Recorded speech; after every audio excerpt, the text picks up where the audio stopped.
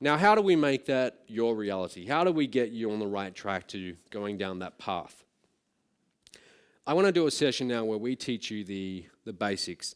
It's funny, I'm at the reception last night and a lady comes up to me and she's telling me she's been doing this for like 3 weeks and she's really, really confused. She's getting like 40 emails per day. She doesn't know, what to do, what not to do, where to turn, and it's just very confusing. This business is actually quite simple. We overcomplicate it though. Okay, we get that much information thrown at us that we can't recognize what's important and what's not. But it's actually quite simple. There's a few fundamental things that you need to do to get results. And if you do them, you will get results. Okay? Very first thing, it all starts inside of your head. Who here, you guys are getting into internet marketing, but who here is currently working in a job? Okay, all right, so quite a few of you. Who here is like full-time in your business? All right, so it's roughly like 70% of you are in jobs and 30% of you are pretty much full-time. After seeing thousands of people come through our training, one of the biggest challenges is how do they make the transition from employee into business owner? Because they require very different ways of thinking, okay? T. Harv Eker, I don't know if you guys know who that is, but he wrote a book called The Millionaire Mind. And he talked about the differences between business owners who do very well, become wealthy, become rich, and the masses who never really do that well with money. And I want to read some of these out because I think this sums it up perfectly. The poor and middle class, they believe that life happens to me. Okay, I can't control what's going on. People who do well financially, they believe I create my life. That is like the most important thing. Whether you believe life happens to you or you are in control and you create your own circumstances. If you believe that the amount of money in your bank account is due to someone else, your job, the economy, you're never going to get wealthy. Okay? Until you accept absolute full responsibility for where you are financially, you will not get wealthy. So even when I didn't have a lot of money, because I'd spent it all on internet marketing, I still accepted full responsibility. Not in the beginning. In the very beginning, when I spent that $40,000, I went through like a period of maybe 6 months where I blamed the guy that I'd given that money to. I thought, that bastard, he never helps me. I sent him all that money. And I was blaming him for like a long time. But then I realized it's not him, it's all me. Okay, you have to accept that. The poor and middle class, they want to be rich. Everyone wants to be rich. That's why they buy lottery tickets. The people who do well, they are committed to being rich. There's a big, big difference. I come from a family of people who belong on the left side, okay? They think very much like that. Buy lottery tickets, etc. Okay? When the family that you were brought up in, I mean, that really conditions you. And those of us who were brought up with those beliefs, we have to snap out of them, okay? And that can be a real challenge. But you have to examine the way that you think, your own thoughts, and look at, am I in the poor and middle class, or am I thinking like someone who's going to do very well? They are poor receivers, okay? Have you ever noticed that some people, when you give them money or you give them something, they're almost uncomfortable getting it? They're like, oh no, that's too much. That's too much. Here, have some back. If you want to get wealthy, you've got to get very comfortable with receiving. Okay, you've got to get comfortable with accepting money. So if people want to pay you, you accept it, zero guilt. Okay? But it's worth looking at these two different ways of thinking because this underlays everything. Choosing the right people to learn from. Here's the deal. When you get started in this industry, you know a certain number of things. Okay, there's a little area, a little circle of what you know. So you might know how to send an email. You might know how to set up a lead capture page. But then there's a bigger area, okay? And you're aware of that. You're aware of those things, but you don't really know about them. You've heard of something called CPA marketing, cost per action marketing. You've heard of that. Or you've heard of SEO, search engine optimization, but you wouldn't know how to go and do it. So that's the area that you don't know about. But then there's this much, much bigger area of what you don't know, okay? That's where a mentor comes into play, okay? That's the area that you're not even aware you don't know about, okay? Because a good mentor, they've been there before you. A good mentor, they've actually gone down the path that you're about to go down, and they know that all the challenges that you're about to face, they've gone through them and they know how to solve them, okay? So you want to learn from people who have that, okay? They've actually done what you want to do. Now, let's begin. All right, so the first bit of cash that I want to give out, I want to ask you a question. And if you get this next thing, if you understand what I'm about to tell you, you fully understand it, then you can consider that whatever you invested to be here is a very, very good investment. If you get just this one lesson, this is the most important lesson in marketing, okay? What is, if we are going to sell online to the masses, what is the one thing that we need before anything else? And before you answer, let me pose this to you a different way. Here's my challenge. I'm going to give you the best copywriters in the world, people who write sales letters, charge over $100,000 to write a single sales letter. They are that good. They are that good. And you have the 5 best in the world at your disposal. On top of that, I'll give you the top 5 phone sales closers. Okay, these people can sell ice to an Eskimo. They are that good on the phone. And you have those 5 people. So you have this team of 10 people at your disposal and pretty much anything else that you want. Yet if you give me just one thing and one thing only, I'm going to outsell you every time. $20. What is it? Put up your hand. Hand first and then I'll pick you. No. No. Nope. You? No. You, David? Nope. Almost. No, no product. Nope. Nope. No. No, no, no. No. You're getting warmer. Understand your customer. Getting warm. Give me one thing and I'll outsell you every time. Does anyone know? What is the one thing? What is the one thing that if I have, I'm going to outsell you every time, whatever you want to have? You can have the copywriters, the phone salespeople. No, I'm looking for, come on, 2 words. I'll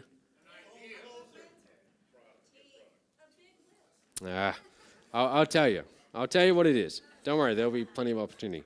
It is this. If you give me this one thing, I'm going to outsell you every single time. It's a starving crowd. Okay?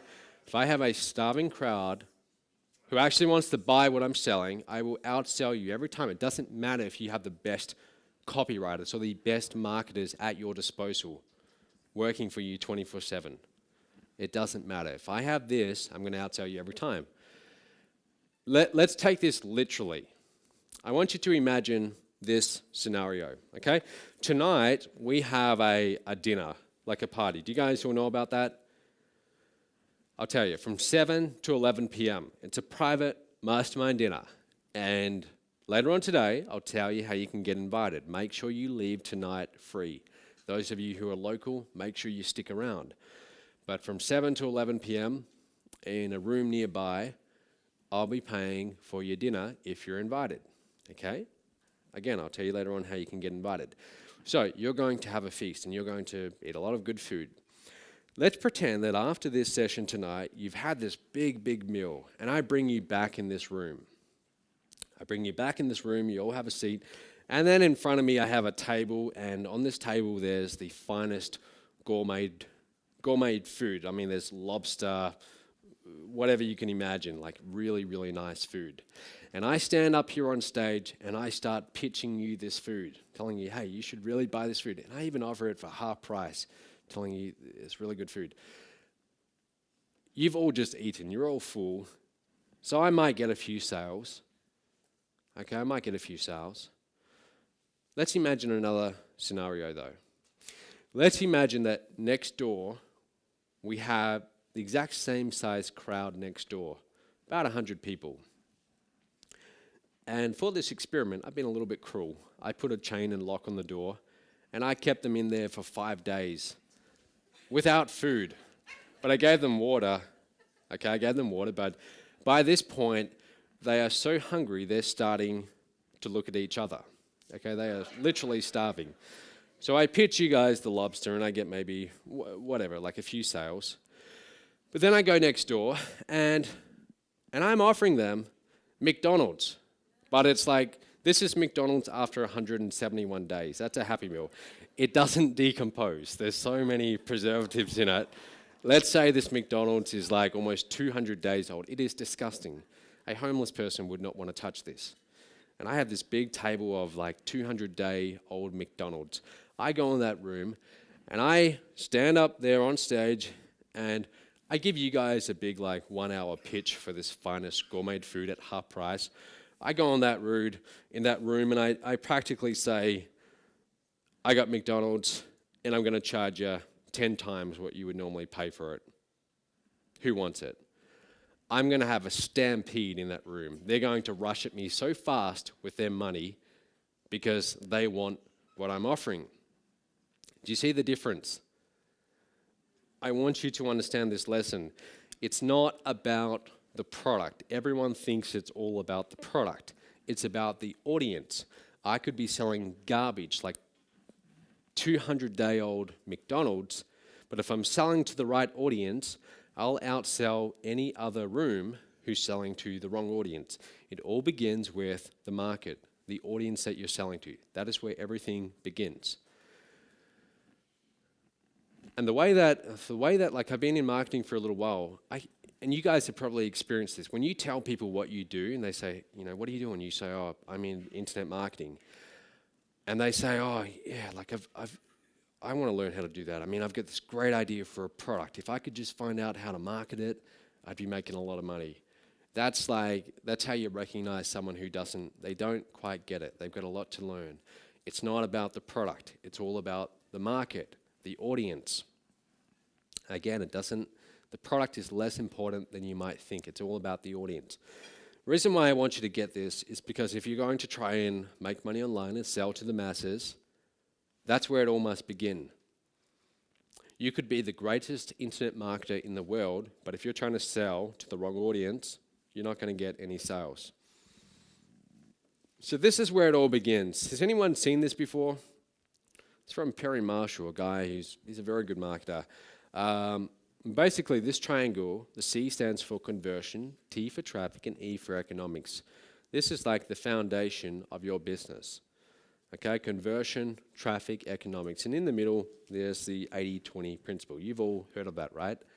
80-20? No? Yeah, all right. Most of you have. If you haven't, come and see me in the break.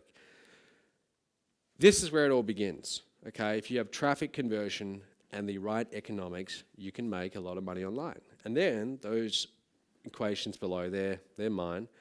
Actually, I didn't come up with them, but that's the foundation. Traffic plus conversion. Traffic is an audience. You guys all know what traffic is, right? Traffic is this room, that room of starving people after 5 days. That could also be a different traffic source. Traffic is the audience, the people who are clicking on your ads. Do not look at clicks as clicks. Look at them as people sitting behind computers all around the world. Thoughts, real lives going on in their minds. Okay, traffic plus conversions equals sales. Now, as long as our sales, our gross revenue, is greater than our expenses, what we pay to get that traffic, we're making money, we're profitable. So to get you guys here in this room costs money, right? To get those people in that room costs money. All traffic costs money. There's always a cost for traffic. But as long as what's coming in is greater than what's going out, you're making money. Okay? I know these are very basic things, but this really is this business. This is what it all boils down to. It all comes down to this. Traffic is really just eyeballs. It's getting people looking at your offer online. seeing your offer. That's all it is. They click your ad, they go to your lead capture page, they see your offer. But it's the right traffic. If there's one thing that annoys me, it doesn't really annoy me, but it just, when I see it, I realize that's a person who doesn't quite get it. Let's say you're on Facebook. Do you ever see people kind of bragging about how they get leads for like 15 cents or 20 cents? They talk about how they get free leads or free clicks. Have you ever seen that before? It shows that they don't get it, because they're talking about, hey, I'm getting really cheap clicks. Well, big deal. It's about, where are those clicks coming from? Are those clicks from a room of people who just had a meal and don't want to buy, or are they from a starving crowd? It's not about the fact that you get clicks for X dollars. It's about who's doing the clicking, okay? Who is the audience? That's where it all begins. So when it comes to buying traffic, there are some traffic sources where I will happily pay $5 for a click. For someone to click my ad, I'll pay $5, or I'll pay $10. And there are other traffic sources where I wouldn't want to pay 5 cents for that click, because there are different people behind each click. Does that make sense? You're getting that? This is really important. Understand that money only comes from one place, and that is people. Do not look at, people look at internet marketing as if it's this thing where you sit down in front of your computer and your computer is going to magically spit out dollars, right? That's how they look at it. And I used to think about it like that too. I'd go and create my traffic campaigns, and that's how I'd look at it. And I'd look at clicks as just being clicks. They're just little digits on the screen. But then I started thinking about them as being real people around the world, sitting there in their home, in their office, or on the couch in front of the TV, laptop in their lap, kids running around, the dog barking. I started thinking about them as real people. And how do I communicate to those real people? How would I communicate to them if I was actually there in person? And I started to put that into my marketing. Okay, really important. It's funny, when I fly around to all these different places, like a few days ago, I fly in from Mexico, and I fly into LA. I love looking out the window of the plane and just looking down at all the houses and all the cars. And I think, look at that, there's tens of thousands, millions of people, okay? All of these people. And each of these people, they all have bank accounts, they all have wallets, they all have money. Now, where are they deciding to spend their money? How do I get my offer in front of these people? This is how you must think. Okay, money doesn't just come out of the computer, money is coming from these people. So when you communicate through your marketing, you must communicate as if you're communicating to a real person. It's really important. So traffic, I'm not going to go into too much detail about traffic, and I'll tell you why. Later on, you're going to be hearing from John Chow, you're going to hear a little bit from Terry Lamb, you're going to hear from Marlon Sanders tomorrow. Marlon's the guy who's been doing this since I was about 9 years old. And they're going to be talking about list building, okay? So they're going to tell you everything you need to know about how to get leads. But traffic is really it's about getting your offer in front of the right audience. So whether it's banner ads, postcards, doing an ad in a magazine, a newspaper, having affiliates promote, that's what it's all about, just getting your offer in front of the right people. Now, what is conversion? Conversion, okay, so we have traffic. Remember, traffic plus conversions equals sales. Just because you have people in front of your offer or coming to your website, it doesn't mean you're going to make a lot of money. For example, do you guys remember that song, It's Friday, by Rebecca Black? Remember that? Do you? Yeah.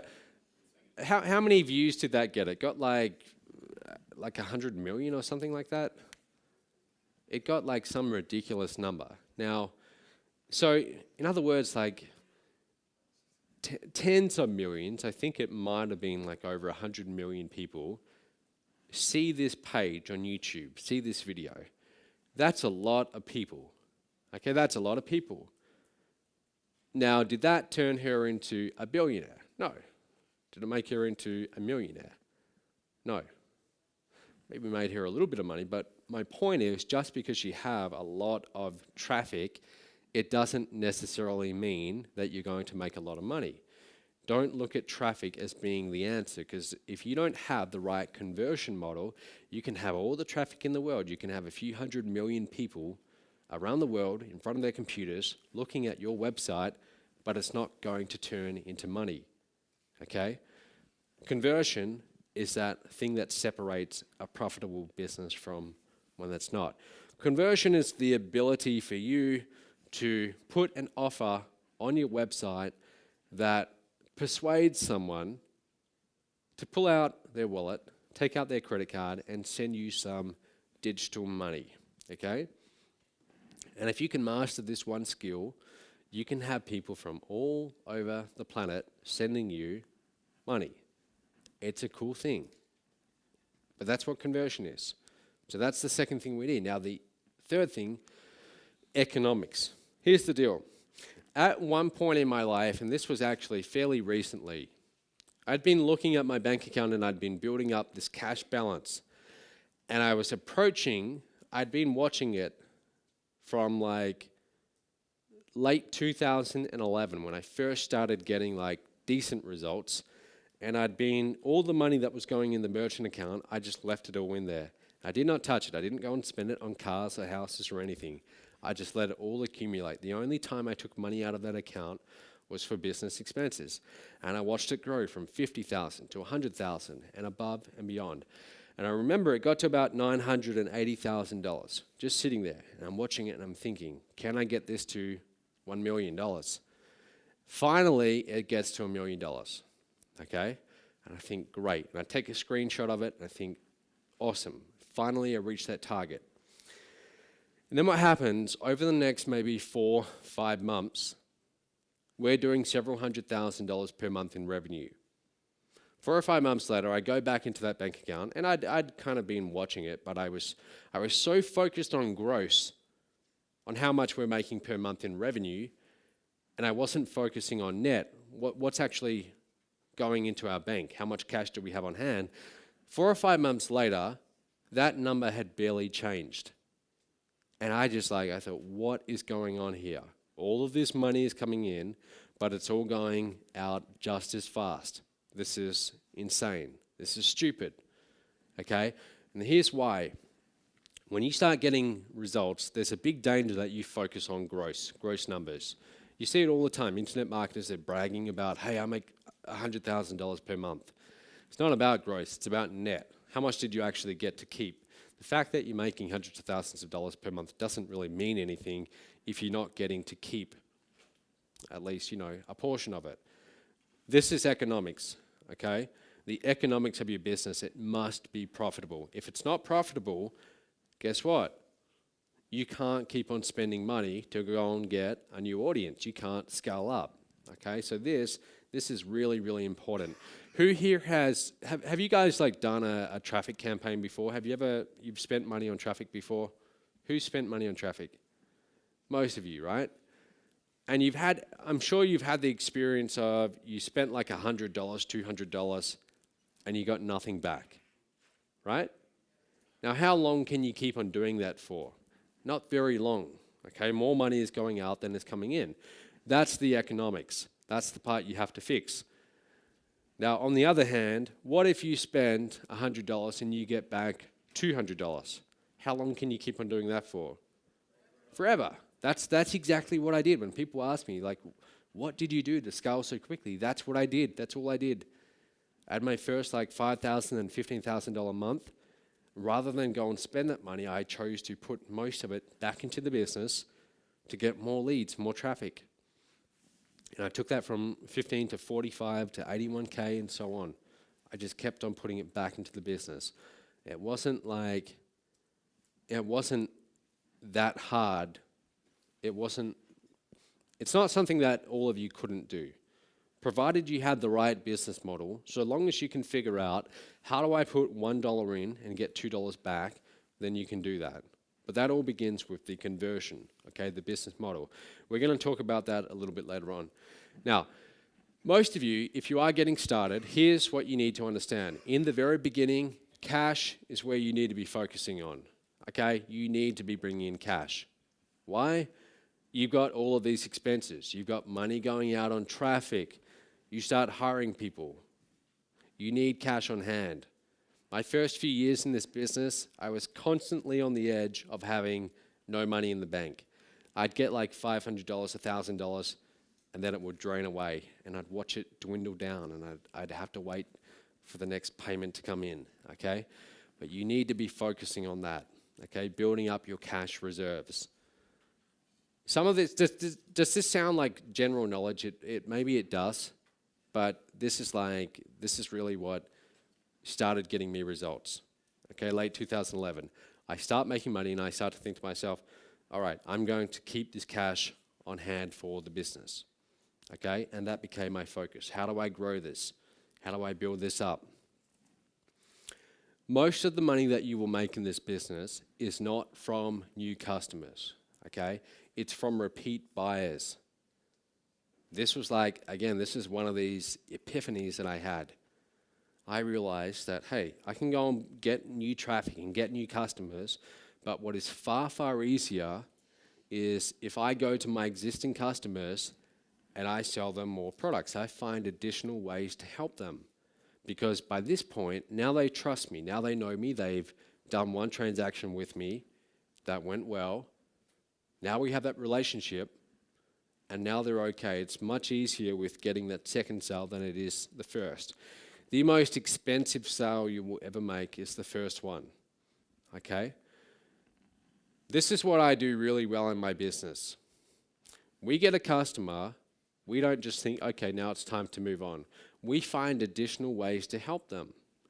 So right now, we have customers in our database who are approaching about $100,000 spent with us, with my company. Think about that. How many of those would you need to start making $1 million per year? Not that many, right? So if you can find a way to help people at that level and keep on making repeat offers where they want to spend more and more with you, that's where your focus needs to be. A lot of people in internet marketing, they're so focused on going and getting new customers rather than maximizing their existing customer value. We're going to talk about that a little bit after the break, okay? For example, and here's the deal. When you're looking for a market, and I'll talk about that in just a moment, a good market to go after is one where as you serve them, as you sell them your product, and that product helps them, their purchasing power goes up.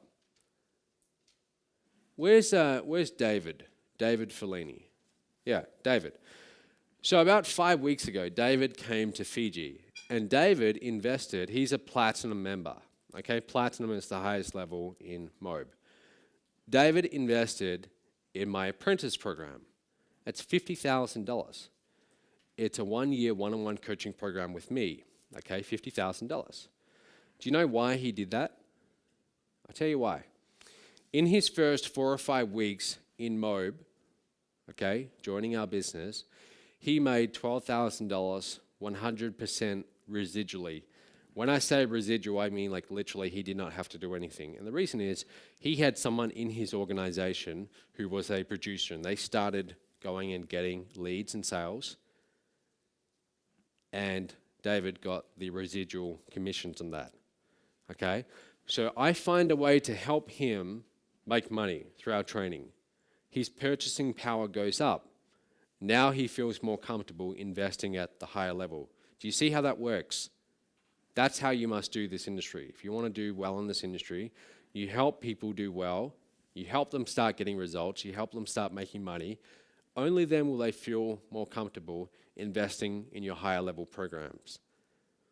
But that's how we do it. Okay, that's how you must do it. So choosing your market, this is like everything. Where do you start? Which market are you going to go in? You've got a lot of options here. You've got like the weight loss, fitness niche, multi-billion-dollar niche, big niche. You've got the make money niche or the business opportunity niche, beauty, anti-aging, lots of different niches available. I mean, just watch the infomercials late at night. You'll see all of these different niches out there. What you're looking for, guys, when you're choosing this niche that you're going to go and dominate in with your online business, you want to look for a niche where there's already competition. Competition's good. It means people are making money. Okay? You want to look for competition. Don't shy away from competition. Part of the reason why I chose the internet marketing niche, there is a lot of competition, yes, and I look at that as a plus, but also, when you are choosing a niche, it really, really, really helps if you understand your target market. Okay, if you understand what they're going through. Most of you right now, you are going through this right now, this whole internet marketing journey. You're trying to learn how to do internet marketing. You're going to seminars, you're buying products, you're sitting there at your computer each day. Some of you are getting results, some of you aren't, but you're going through the ups and downs.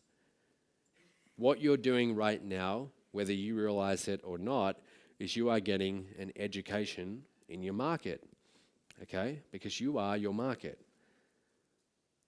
I'm very grateful that I spent my first 2 years really, really struggling in this niche because it taught me exactly who I'm marketing to.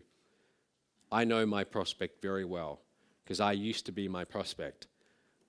Okay? Do you see how that works? Everything you're going through, don't look at it as a burden, look at it as a gift. This is like the perfect market study that you're going through. So whatever you're experiencing right now, file it away because these things that you're going through, these will become your assets, your greatest assets in the future. Okay? Make sure you choose the niche that has the $1 million potential. Okay? So there's little tiny niches that don't quite support a $1 million business. So make sure you have a big enough niche. The business opportunity, internet marketing niche, it's a massive niche. It's a multi-billion-dollar niche. Lots of money to be made here. Now, is this good? Are you guys getting value from this before I go on? All right, good. So here's the deal. In order to become wealthy, what we need to do, this is like the big kind of epiphany I had. So I'm mowing lawns. and I'm getting paid like $15 per hour. And I'd go and do my little job and I'm picking weeds, doing whatever they wanted me to do, like picking up like dog shit, stuff like that. That's what I'd have to do. It wasn't the greatest job. And I was doing that for like 3 years, trading my time for money. And I didn't really like it, but I liked at the end I'd get the $50 note for 3 hours usually, and then I'd go to the bank. I liked that part, but I didn't like trading my time because I thought it's only so many hours per day. There's a ceiling on what I'm doing. And I was doing this in like the most wealthy area in Perth. So I'm going into all of these big mansions, okay? These people making a lot of money, and I'm doing this manual labor, trading my time for money. And I saw it right there and then. I saw that, hey, what I'm doing right now, I'm just trading time away from my money. And it's never going to get me where I want to go. You have to figure out how to transcend that raw exchange of time for money. That's what a business can do for you. That's why we create systems. We create systems because they can work independently of us. They don't require us to be there trading our time away. All right? This is what I started doing in 2011. I started creating systems. So for example, I think to myself, all right, I get someone on my list, on my email list. They opt in. Now they're on my list. I can write an email each day, or I can write a 15-day follow-up sequence that will be sent out automatically. That's a system. Or I can set up a webinar. I can do a live webinar every Wednesday night, or I can create a recording that plays every Wednesday night, whether I'm there or not. So I started creating automated webinars. And I know that probably sounds technical to some of you. That sounds like, how do you do that? It's not. I mean, you can figure this stuff out. Like, don't get caught up on the technical details. I'm just trying to tell you that focus on creating systems that work independently of you. Then what I started doing, at that point, I'm doing all the phone sales in my business. I start to think, well, this is great. I'm making okay money, but I'm working 14-hour days. How do I bring other people on board who can make calls for me and sell to my leads for me in exchange for a commission? And I start doing that. So now we have a phone team selling to our leads without me having to be there. That's a system. Do you see the difference? A system versus a job, okay? You become wealthy through creating systems. Next thing you need, when it comes to clicks, to getting traffic, you've got two choices. You can go paid or you can go free.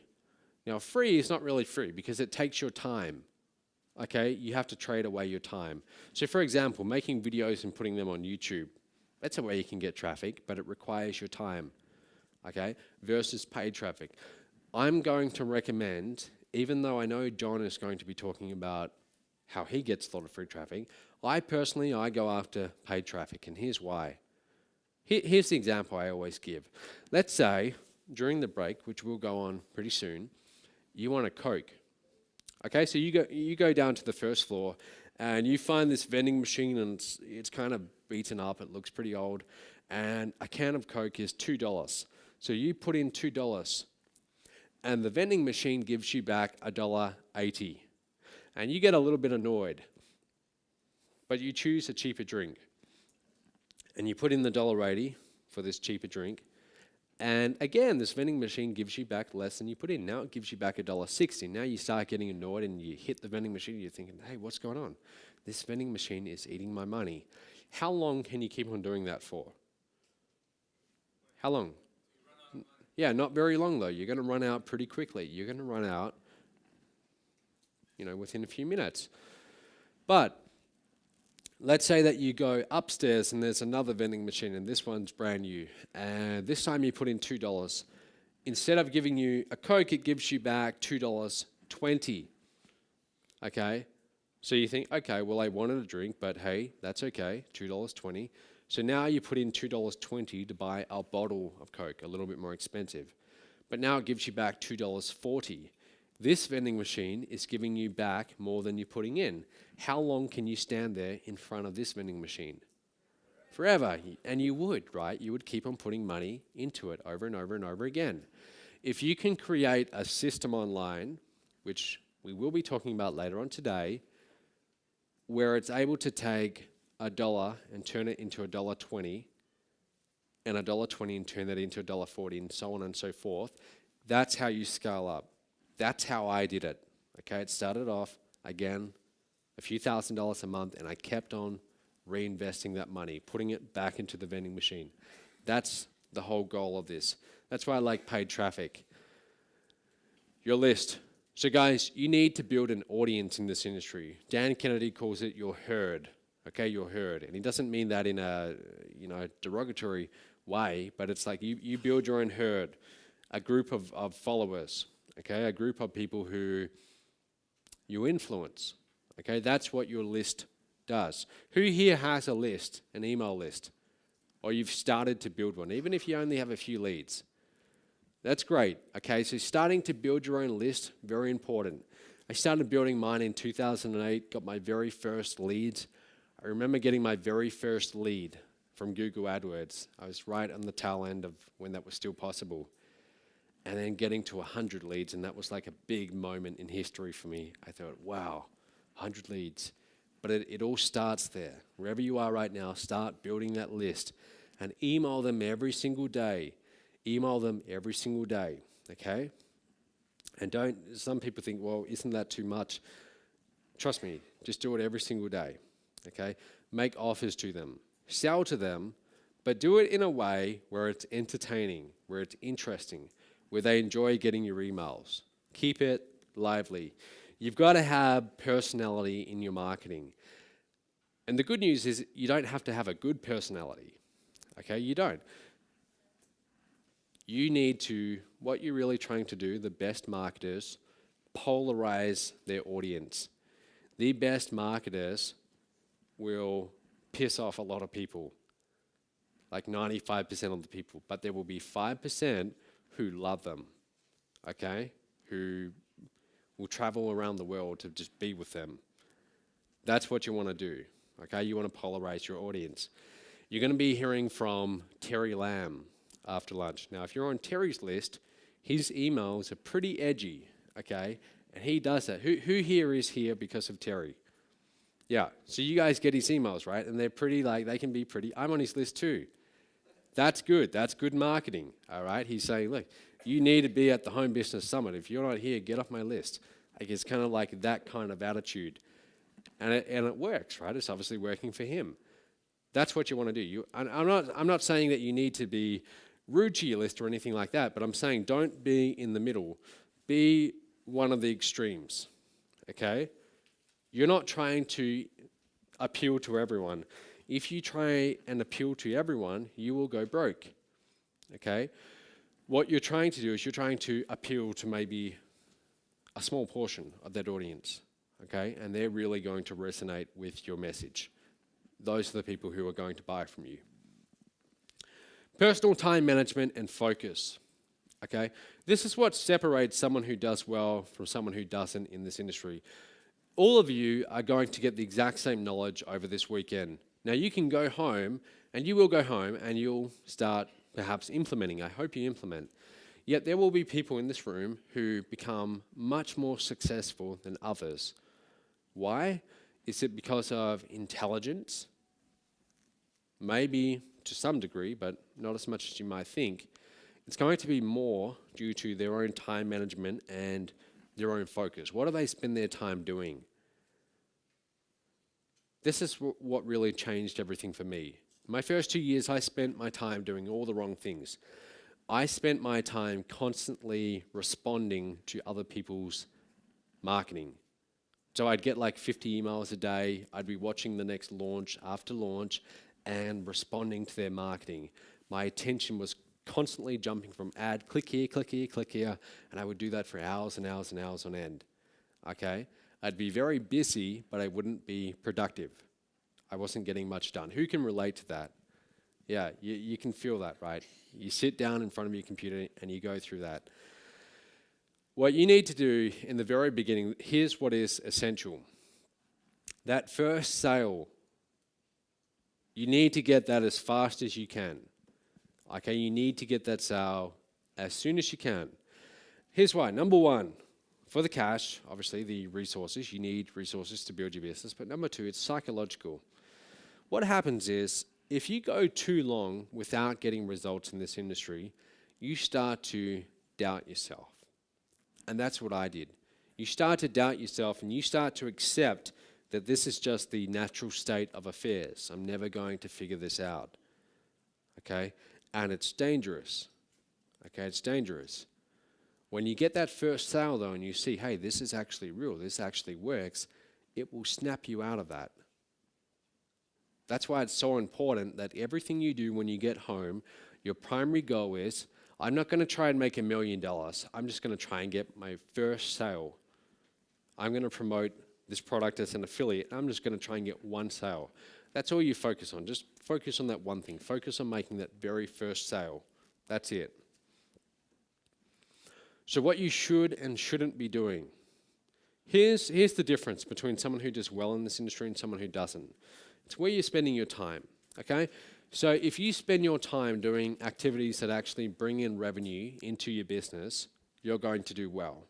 For example, writing an email to your list and promoting a product. That's going to bring in the revenue, okay? That's going to get you sales if you do it enough and you do it to the right audience. Putting on a webinar, okay? Some of you haven't done a webinar before. For some of you, you're thinking, what's a webinar?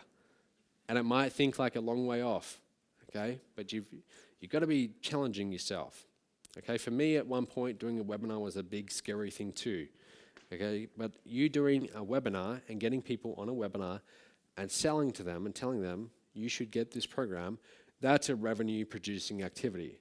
That is time well spent. Getting new traffic, talking on the phone one-on-one to a prospect, and actually selling. That's a revenue-producing activity. This is where your focus needs to be in your business. What doesn't bring in revenue is you studying course after course after course, thinking that you must know everything before you go and take action. That will keep you broke, okay? Doing admin, bookkeeping. Do you know I didn't pay taxes for about 3 years when I started this business. Not on purpose, but because I was so focused on building the business that I thought I'll do all the bookwork later. And I wasn't bringing in that much money anyway. I thought, well, what taxes? But only recently did we get up to date. But my point is, your focus needs to be in the right areas. The 80-20 principle, most of what you do, here's the thing, guys. If you were to take a notepad around with you during the day and write down what you're doing every 10 minutes, and if you actually go home and do this, write down what you're doing every 10 minutes, and then look at that at the end of each day, you will find that a lot of what you did, it's just like busy work. It's busy work, but it's not productive work. In your business, you are either swimming forwards or you're treading water, okay? Now, when you're treading water, if you've ever been in the ocean or a pool and you're treading water, you're moving, right? You feel busy, but you're actually going nowhere. That's what checking email, checking Facebook, that's what that is. That's treading water. Now, you can do that for a little while, but if you keep on doing that, sooner or later, you will drown. You will get that tired that you will drown, okay? And that is equivalent to people coming into this industry 3 months later, dropping out, okay? They drown. They spend all their time treading water. You need to be swimming forwards. Swimming forwards is focusing on activities that actually bring in the revenue, okay? It's not doing the trivial many, it's doing the vital few. The vital few, those few activities that actually move you forwards in your business. And here's the deal, guys. When it comes to startups, and make no mistake about it, this is a startup, okay? What you're about to embark upon, this is your startup. It's going to be very, very messy. It's going to be very messy. And this is what like people don't get. When I like started getting results in 2011, I asked you before, you all know Jonathan Budd, right? I had promoted for Jonathan, and we started to become friends, okay? And he had made millions of dollars, and here I was, I'd only just started getting half-decent results. And I started working with him to help him in his own business and doing my business on the side. So I saw the inside of his business. This is a guy who was doing millions of dollars. And I saw that it was chaos. It was very, very messy. And that was like an eye-opening moment. I saw, wow, this is what it's like. This is what success looks like. I've been afraid of this for so long. I've been thinking that I need to get everything, I need to know everything before I go and execute. But when I saw what he was doing, I saw this is just a guy who just executes, and he makes a ton of mistakes along the way, but he's just constantly in action mode. And I started applying that to my own business. And those people who are in my business today or working behind the scenes, and there's a few of you here, you will attest to this. You will know it's very, very messy. So what you see, you know, when you get the emails and so on, it might look like it's fairly organized, but behind the scenes, it's very messy. You have to get used to that. Don't be afraid of that. Don't be afraid of it being messy. Accept it. That's just how it's going to be. If you want to get to $1 million in this industry, it's going to be messy. You're going to make a lot of mistakes along the way. I love this little line. As entrepreneurs, we're like literally building the plane as we fly it. That's how it feels at times, okay? We're just like moments away from crashing, and you've got to embrace that. I'm not saying you need to be reckless, but that feeling of not having all the answers, embrace it, okay? When you embrace it, that's when you start getting momentum in your business. That's when you start moving forwards. At each stage that you go through as you build this up, and I can see a few of you, I know we're going to take a break in about 5 minutes, guys. At each stage as you build this up, it's different, okay? In the very beginning, when you're getting to your first like $10,000 a month, $50,000 a month, it's going to be chaos, okay? It's going to be chaos. It's going to be very messy. Don't be afraid of that. As you build it up, you're going to start to bring people on board to help you out, and you're going to start to have more structure in place. And then it goes to rapid growth and then continuous growth, and it gets bigger and bigger. But in the very beginning, the startup environment, it is like that. It's chaos, it's messy, and the thing is, guys, most of us, we're brought up through the education system where we are taught that you go and study books first. You go and study books, you do the test. You go on and acquire the knowledge first before you go and do. That's why I struggled for my first 2 years. I was in my 4th year at university. I mean, I'd been through like the last decade, I'd been in the education system, and I'd been trained that that's what you do. You study, you get all the answers before you even think about doing. And I tried applying that to internet marketing, it doesn't work. And then I switched my approach and I thought, okay, how about if I just go and do? And I figure it out along the way. And I make a ton of mistakes, and it's very messy, but that's what I'm going to try. And that's when things started to change. Your focus in the very beginning, everything you do must be about making sales. And I know I probably sound like a broken record here just telling you this over and over, but this is truly like, this must permeate everything you do. Everything you do in the beginning must be about, how do I sell more products? Look at people like Richard Branson, for example. I mean, he's always selling. He's always in selling mode. Donald Trump, he's always selling. Like these entrepreneurs, they are always selling. That's what you must learn to do. Okay, this must become a part of what you do. Always be in promotion mode. Now, a big question I get, and a few people asked me this last night, how much time do you need to put into this? How much time do you need to be dedicating to your business? And my answer is that it really depends. It's possible for you to get to 10,000, 50,000 a month working a few hours per day if you are working on the right things. Okay, it's possible.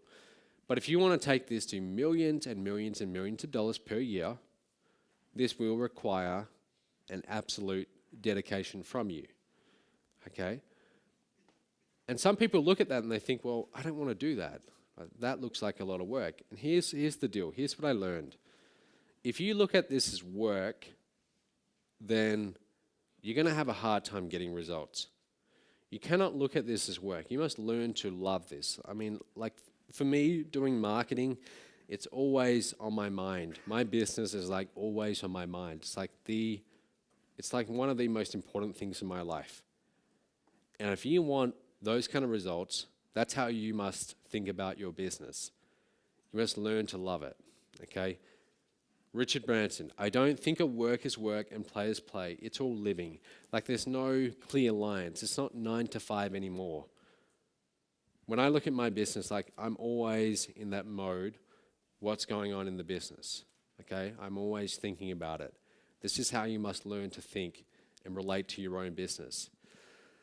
Now, I don't know if you guys are interested in this, but if you are wondering, like, what do you do in a typical day to do the kind of numbers that you're doing? What's your typical day look like? I want to just tell you this. And are you guys interested in this, or do you want me to skip over it? All right. So this is like the earliest I've been up in about 5 weeks. I woke up at 7 a.m. this morning, and it was very painful. Normally, I wake up at like 11 a.m., and that's when I start my day, because I sleep late. But I wake up, and I go to the office. And I'll talk about that in just a moment. I have an office. It's only 5 minutes away, but I go to the office. First thing I do, I go and get my coffee. I need my coffee, and I sip it all throughout the day. I have to have that coffee. It's like a habit. And the first thing I do, I sit down in front of my computer, and I check my emails. I check my Facebook. This is not what most time management people tell you to do, but that's what I do. And I check my numbers. I want to know what were our sales overnight. Now, you need to do that too. You need to be checking your numbers. You might think, well, what if I don't have any numbers to check? You need to still start doing it. That's how you're going to train your mind to focus on, are we moving forward? Are we bringing in revenue? Okay? But that's what I do. And I'll talk to the key people on my team. I'll email my list. I'm always thinking about that. The most valuable asset that you have in this business is the relationship with your list. I can't tell you the number of times when I hear people tell me, oh, Matt, I brought some leads from you, okay, and I got like 500, 1,000 leads on my list, and then I ask them, have you been emailing them? And they say, well, not really. And I say, well, how long's it been? And they say, well, it's actually been about 5 weeks. Should I start emailing? And by that point, I'm like, well, that list is pretty much dead. Your list is an organic thing, okay? And the relationship between you and your list it is organic. It's either improving or it's degrading. It's never static.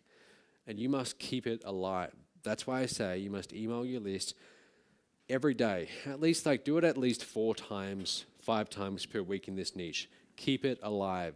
Because that relationship, if you don't email them, they'll start to forget who you are. That relationship will be damaged.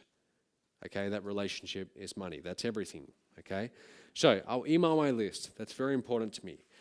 I will create new products, create new offers. That's a revenue producing activity. See, this is something I do these days. I didn't used to do this 4 years ago or 2 years ago because I didn't know any better. I'm not saying that you guys need to go and do this. I'm not saying you need to go and create products. What I am saying, though, is that your priority when you sit down to work each day must be what's going to move the business forwards, what's going to bring in revenue, okay, what's going to move us forwards. Improving our current sales funnels, improving the conversion model, very, very important, okay? Now, around 3 or 4 p.m., I'll go and get lunch, okay? Whatever I do, I go to Subway, whatever, and I eat at my desk, and I'll watch YouTube, but it'll be something about this business, okay? It won't just be, sometimes it is, sometimes it's just time-wasting stuff, but that's what I do. And then at 6:30, then I'll work to 6:30 p.m., I go home, go for my run, have dinner, and then I'm back in the office, and I'll work through to 11 or 12, okay? Most of you probably wouldn't want this life. And people would maybe want the money, but they wouldn't want the life, okay? Here's the thing though, I tell you this because this is what I do. I love what I do. I love internet marketing. I love having this, my daily routine, 7 days a week, even Sundays. This is what I want to do, all right? I love doing the business. You must learn to really love your business. You must become that passionate about it that you're always thinking about it. So I get home, I'll usually, I'll watch a movie or something like that, but I always have my laptop open and I'm always thinking about the business. That's a typical day in my life. Now, you don't have to be putting in those kind of hours, okay? You don't have to at all. And over this weekend, I'm going to show you a few ways where you can still get the results you want, whether it's 10,000, 20,000 a month, whatever you're aiming for, without having to, live this kind of life where you're putting in 12 hours per day. But I just show you this because if you want to take this all the way to millions and millions of dollars per year, this is the kind of dedication that you must be willing to put in. Not too many people really tell you that because it's not something people like to hear, but that's the truth. Your environment. A key turning point for me around that time of late 2011 was when I decided I need to start taking this business a little bit more seriously. I need to get out of my bedroom, because up until that point, I'm working out of my bedroom. I have a desk in the corner, and I need to get a real office. And when I go to work each day, I need to treat my business like, I don't like to say it, but like a job almost, where I actually have a time when I get into the office, and I sit down and I get stuff done. So I rented an office, even when I could barely afford it. And it scared me to sign the lease for 1 year, because this was a time when there wasn't much money coming in. But I knew, hey, something's got to change here. This isn't working. So I go and I rent an office, and that was one of the best decisions I've ever made. I still rent an office. It's 5 minutes away from where I live. I drive to the office every day. Costs me like $1,000 a month extra, okay? $12,000 a year. Maybe that seems like a lot to you, maybe not, but it comes back many times over in ROI, okay? Because it's a better environment. You sit down and now you're ready to produce. When you try and run your online business from your laptop in front of the TV, you're not really working, right? You're you're checking email. That's not really getting stuff done. So the environment that you're producing in has a big impact on what you get done.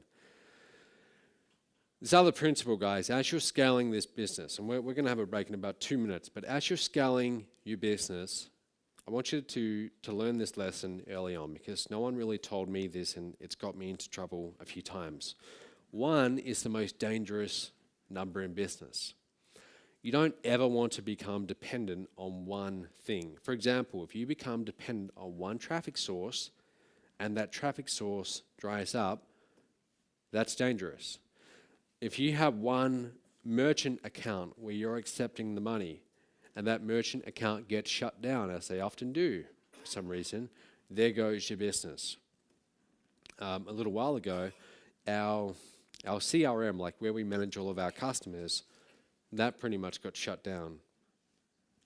Hundreds of thousands of dollars that cost me. Okay? So don't ever become dependent on one thing. Always be thinking, what's my backup plan here? Okay, and finally, before we go to the break, I want you to enjoy this journey that you're about to embark upon. I mean, entrepreneurship and this struggle that we go through to build this business, it's not a burden, it's a privilege. It's a privilege to do what we do. We live in a time, if you look at the history of humankind, we are very lucky to be living at this time with the internet. We can reach people all around the world with our marketing. It's incredible.